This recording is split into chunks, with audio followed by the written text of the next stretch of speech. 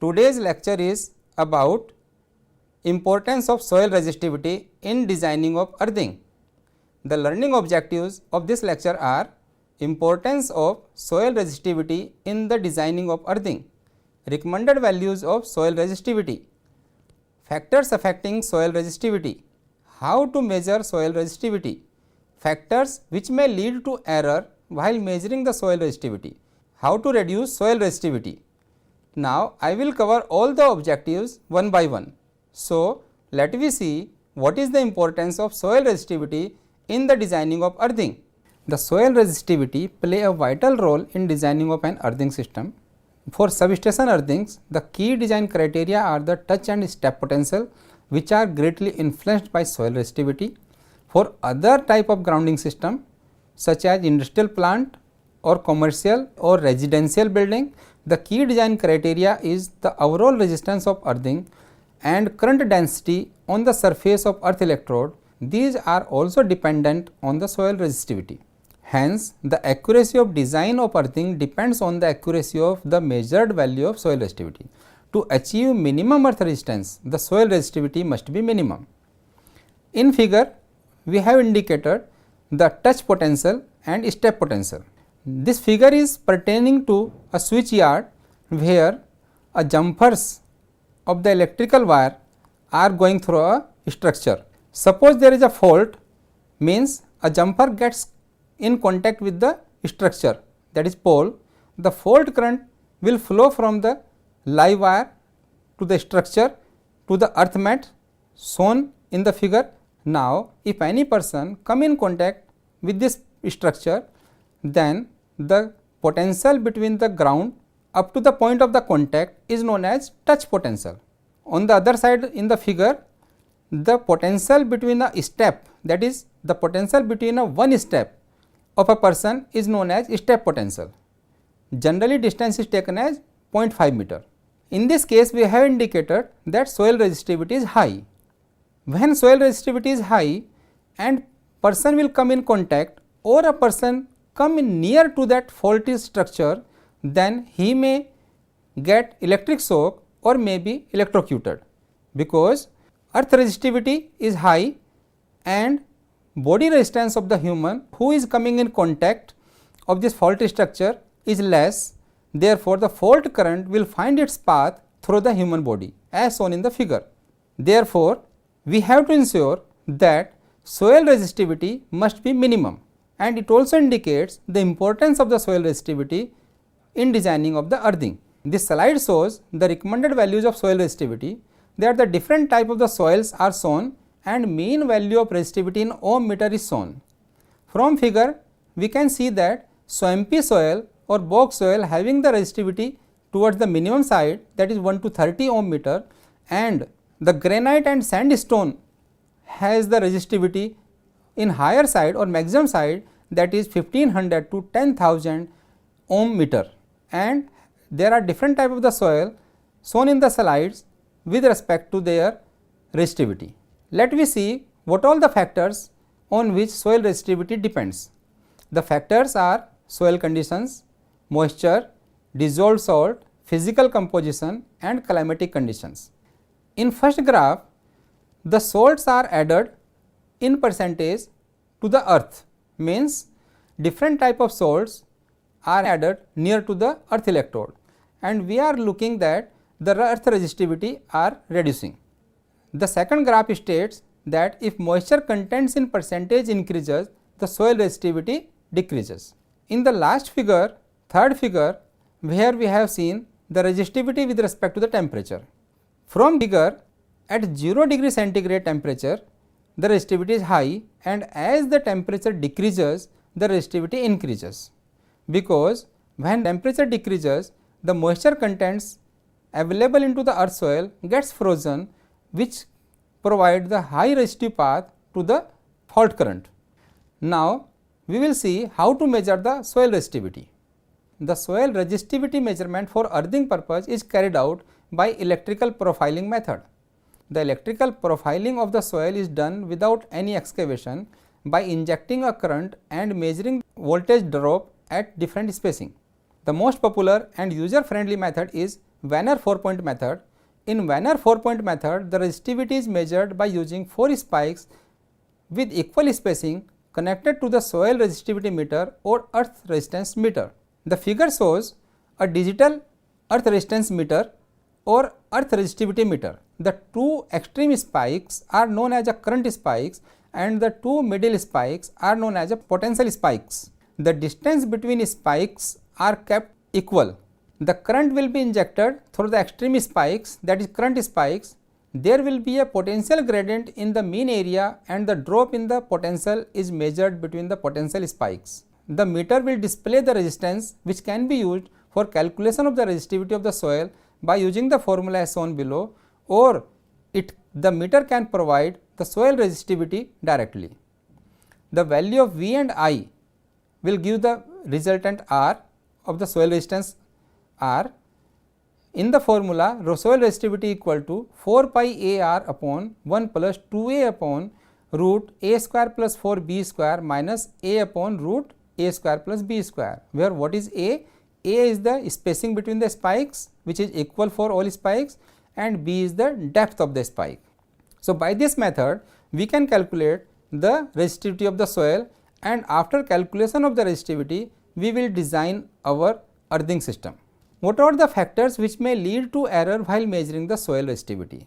While measuring the soil resistivity, some factors we have to consider so that we will get the accurate reading or accurate measurement of the soil resistivity. The factors which may lead to error while measuring the soil resistivity are listed as below. The presence of loose backfilled soil means the soil filled into the excavated pit should not be loose, it must be tight or tightly or compacted. The presence of any buried metal like water or gas pipeline and the cables. Presence of live ST line above the test setup. In this situation, a current may induce in the cables connecting the spikes due to electric field created by ST line, which may leads to error in measurement and also potential hazard to the personnel working on the test setup. Presence of water table or water bodies near the measurement area or presence of any earthing grid of the substations. To obtain accurate measurement, the distance of any such earthing grid and water bodies from soil resistivity measurement area should be at least equal to the spacing between the spikes. The soil resistivity up to a depth of 10 meter is to be measured when earthing pit depth is 3 meter, that is when earthing is designed for normal industrial plants, commercial and residential buildings, then the soil resistivity is measured up to the 10 meter. The resistivity up to a depth not less than the length of diagonal of the grid is to be measured for designing the earthing for a substation. Means if you want to design a earthing for a switch yard or the substation, then we should measure the soil resistivity equal to the length of the diagonal of the switch yard. Now, the point comes that how to reduce the soil resistivity. If soil resistivity is higher, then there are the methods to reduce the soil resistivity. Lowering the resistance of earth electrode is not always enough to reduce the earth resistance. Therefore, we need to reduce the soil resistivity. Reducing the soil resistivity of the soil around the electrode helps in achieving the low resistance of the grounding or earthing. Some methods to reduce the soil resistivity includes water retention method, chemical salt method, bentonite method, chemical type electrodes method and ground enhancement material method. We will discuss about each method in detail. The first method is water retention method. In this case, the water molecule ionize the mineral in the soil and cause them to become conductive. Without moisture, an electrical connection to earth is not possible. Figure shows how the resistivity varies as a function of moisture contents for various types of the soil. As shown in the graph, a sandy loam soil, topsoil, clay soil, their resistivity is decreasing when moisture contents into the soil are increasing. The graph shows that when moisture contents of the soil increases, the resistivity of the sandy loam soil, topsoil, clay soil decreases. Next method is chemical treatment method. In this case, we use ion producing chemical compounds like sodium chloride, magnesium sulfate, copper sulfate, calcium chloride surrounding the earth electrode to decrease the soil's resistivity. The most widely used chemical is calcium sulphate because it has low cost, it has strong electrical conductivity and it has little corrosive effect. The chemical treatment indirectly increases the diameter of the electrode by modifying its surrounding soil. When the soil is porous, the solution penetrates quickly into the large volume of earth, making the large equivalent diameter with quick results. In contrast, when the soil is compact, the chemical take time to spread and results are produced slowly. A practical way of applying these compounds is through a circular trench excavated around the earthing rod, preventing direct contact with the electrode. The figure shows a electrode or the ground rod which is buried into the earth and a earthing lead is connected to the earth electrode. Around the earth electrode and into that trench, soil treating material have been provided. This soil treating material seeps into the soil in the surrounding of the electrode and reduces the soil resistivity.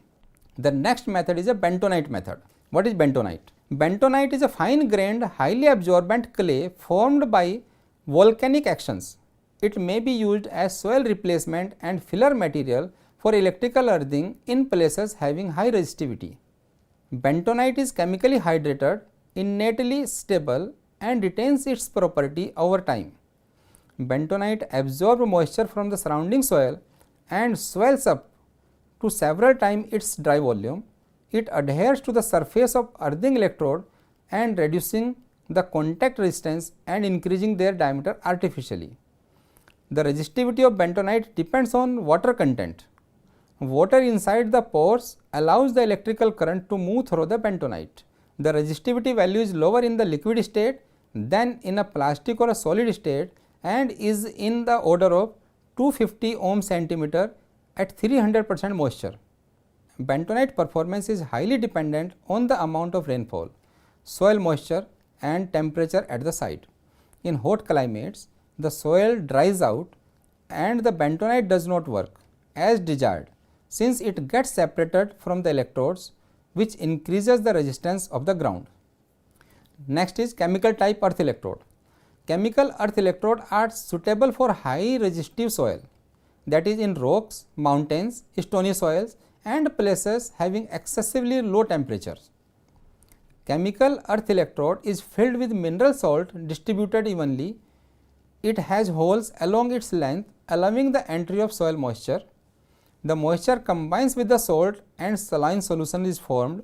The saline solution seeps out through the holes which soaked by the surrounding soil, resulting decreasing in soil resistivity.